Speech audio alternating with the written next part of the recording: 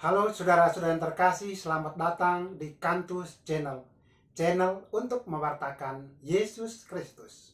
Tidak ada Kantus Channel tanpa Yesus Kristus. Nah, sebelum kami lanjutkan, kami mohon kesediaan saudara untuk subscribe bagi yang belum, like, komen, dan share supaya saudara bisa mendapatkan video-video terbaru dari Kantus Channel.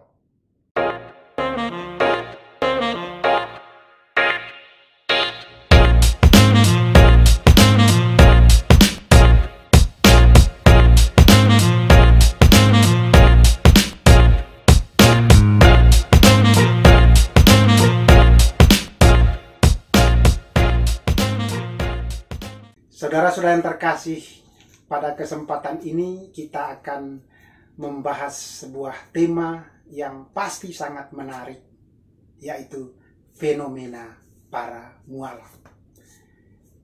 Akhir-akhir ini, saudara-saudara, kita menyaksikan saudara-saudara kita yang sebelumnya dari Katolik atau Kristen, kemudian beralih menjadi seorang mualaf. Yang terakhir atau yang terbaru adalah Mas Didi Kempot. Ketika beliau meninggal, semua orang kaget. Dan fakta lain yang tidak kalah mengejutkan, ternyata Mas Didi Kempot ini adalah seorang mualaf. Sebelum Mas Didi Kempot, ada Mas Deddy Corbuzier. Beliau mengambil sebuah keputusan untuk menjadi seorang mualaf. Dan keputusan beliau begitu menggemparkan media sosial. Sebelum beliau ada juga Dewi Sandra. Di kalangan tokoh agama ada Hajah Iren. Dan juga ada Ustadz Bangun Samudra. Dan masih ada tokoh lain yang kita kenal.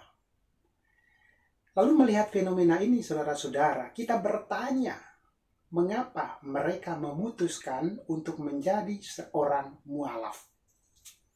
Nah, untuk menjawab pertanyaan ini, pertama-tama kita harus menyadari dan memahami bahwa menjadi seorang Katolik atau menjadi seorang pengikut Yesus adalah sebuah panggilan. Kalau panggilan datangnya dari Allah dan manusia menanggapi panggilan itu.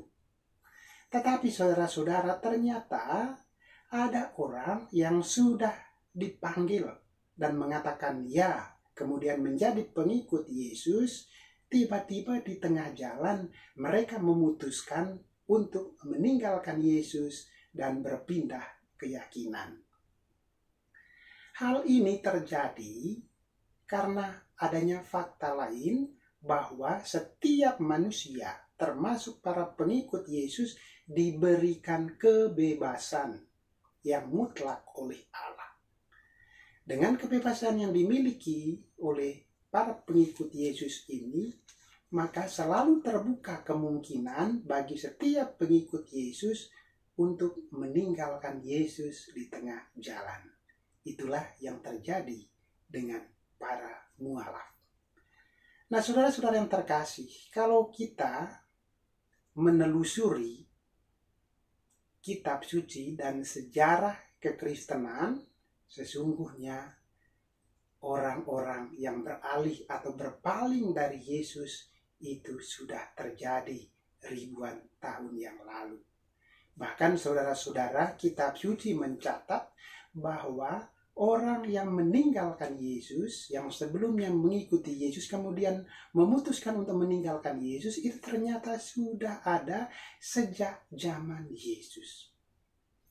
Hal ini dapat kita baca dalam Injil Yohanes. Dalam Injil Yohanes bab 6 khususnya, itu ada satu tema yang sangat panjang lebar dibahas oleh Yesus, yakni tentang roti hidup. Dalam pandangan gereja Katolik, roti hidup itu berarti Yesus berbicara tentang Ekaristi. Nah, inti dari pengajaran Yesus tentang roti hidup di Injil Yohanes bab 6 itu adalah bahwa setiap pengikutnya harus memakan tubuhnya dan minum darahnya. dengan memakan tubuh Yesus dan minum darah Yesus, maka itu akan menjadi bekal bagi setiap kita para pengikutnya untuk memperoleh kehidupan yang kekal.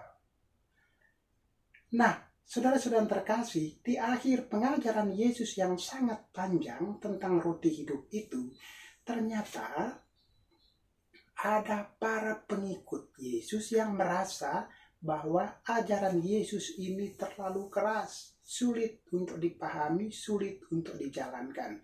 Loh, bagaimana mungkin orang ini bisa memberikan tubuhnya, bisa memberikan darahnya untuk kita makan dan untuk kita minum?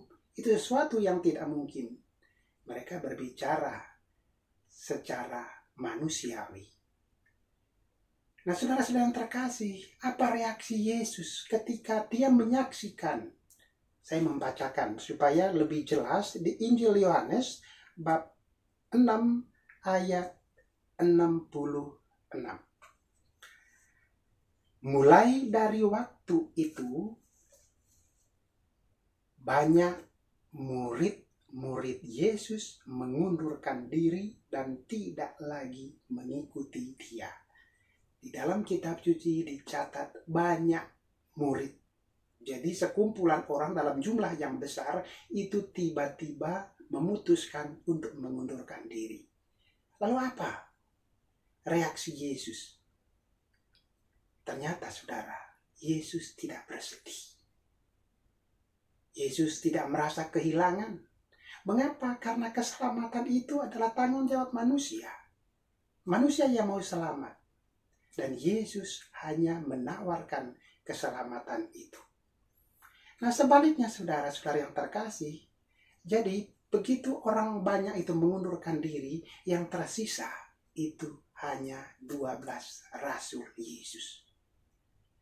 Yesus melihat 12 rasul itu, dan Yesus justru menantang mereka. Apa kata Yesus di Injil Yohanes bab 6 ayat 67? Yesus berkata demikian. Maka kata Yesus ke-12 muridnya, maksudnya ke-12 rasul, apakah kamu tidak mau pergi juga? Jadi bahasa sederhananya, Yesus mau berkata, kalian tidak mau ikut bersama mereka pergi meninggalkan saya? Ini pertanyaan yang menantang, saudara. Dan sesungguhnya pertanyaan ini tidak hanya ditujukan kepada ke-12 rasul, tetapi pertanyaan yang sama ditujukan kepada Anda dan kepada saya, kepada setiap pengikut Yesus. Apakah kalian juga tidak mau pergi meninggalkan Yesus? Dan saudara, kita menemukan sebuah jawaban. Ketika tadi Yesus menantang, inilah jawaban dari Simon Petrus. Di ayat 68, Injil Yohanes bab 6 ayat 68, di sana dikatakan, jawab Simon Petrus kepada Yesus, Tuhan, kepada siapakah kami akan pergi? Perkataanmu adalah perkataan hidup yang kekal. Artinya apa, saudara? Petrus mau mengatakan, Tuhan, tidak ada yang lebih baik dari Engkau. Engkau adalah yang terbaik. Engkau adalah sumber keselamatan. Engkau adalah pokok keselamatan. Saudara, apa yang kita cari di dalam hidup? Mereka yang memilih beragama, termasuk yang menjadi mu'alaf, sesungguhnya mencari keselamatan. Mungkin mereka tidak tahu, mungkin mereka lupa atau tidak sadar bahwa sesungguhnya saudara, keselamatan yang sejati itu ada di dalam Yesus. Inilah yang ditemukan oleh ke-12 rasul dan tidak ditemukan oleh murid Yesus yang lain yang tidak setiap hari ada bersama Yesus. Karena sesungguhnya saudara-saudara yang terkasih, dari teks Injil Yohanes ini bab 6 ayat 66 sampai dengan 68 ada sebuah fakta yang menarik.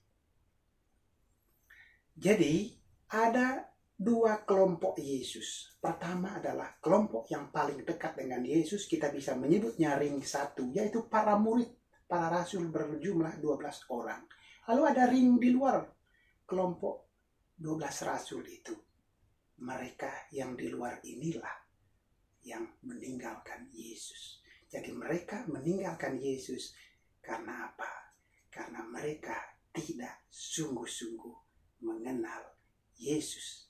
Mereka juga tidak menjalin relasi yang intens dengan Yesus seperti yang dilakukan dan dialami oleh para rasul. Saudara yang terkasih, pengakuan Petrus itu terjadi karena Petrus dan rasul-rasul yang lain sungguh-sungguh mengenal Yesus.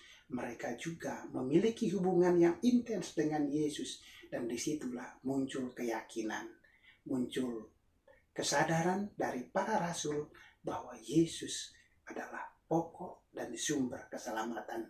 Tidak ada lagi orang di luar Yesus. Dan saudara, Yesus pasti selamat. Yesus bukan seperti manusia yang lain yang masih mencari atau berjuang untuk memperoleh keselamatan. Tetapi Yesus sendiri adalah Allah. Maka dia sendiri bukan mencari keselamatan. Justru dialah yang membawa keselamatan itu kepada umat manusia. Nah, saudara-saudara yang terkasih, itulah sebabnya mengapa yang berubah atau beralih keyakinan menjadi mualaf itu bukan para pastor, suster, bruder, atau uskup. Mengapa? Karena mereka punya pengetahuan yang luar biasa tentang Yesus.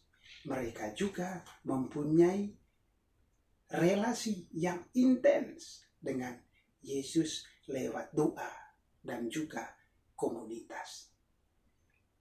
Nah, yang berubah keyakinan atau memilih untuk menjadi seorang mualaf, semuanya adalah awam Katolik yang pengetahuan keagamaannya kurang, relasinya juga dengan Yesus kurang. Nah, hal ini saudara-saudara yang terkasih juga menjadi tantangan bagi kita, para pengikut Yesus. Dan tadi pertanyaan yang Yesus lontarkan, apakah kalian tidak mau pergi juga, itu ditujukan kepada kita, orang awam khususnya, yang imannya tidak seperti para rasul atau seperti para imam. Mereka punya pengetahuan iman yang luar biasa, juga relasi. Maka saudara-saudara yang terkasih, sebagai orang Katolik, saya mengajak kita untuk memperdalam iman kita, untuk memperdalam relasi kita dengan Yesus, sehingga iman kita itu levelnya naik. Seperti iman para rasul, di mana kita menemukan bahwa pokok dan sumber keselamatan itu satu-satunya hanya ada di dalam Yesus. Saudara yang terkasih, kalau sudah ada di dalam Yesus, untuk apa kita cari yang lain yang belum tentu, yang tidak pasti jaminan keselamatannya? Yesus sudah pasti memberikan jaminan keselamatan untuk kita. Dan yang penting, yang berikutnya adalah ketika kita sudah sampai kepada level ini, di mana kita menjadikan Yesus sebagai pokok dan sumber keselamatan kita, kita juga perlu belajar untuk setia. Nah, saudara yang terkasih, ini adalah proses yang kita lalui. Dan perjuangan kita untuk tetap setia kepada Yesus baru berakhir ketika kita dipanggil oleh Tuhan. Tetap setia kepada iman kita, iman Katolik, iman kepada Yesus Kristus, karena dialah sumber dan pokok keselamatan, jaminan yang pasti bagi kita untuk memperoleh keselamatan yang kekal. Terima kasih, Tuhan memberkati.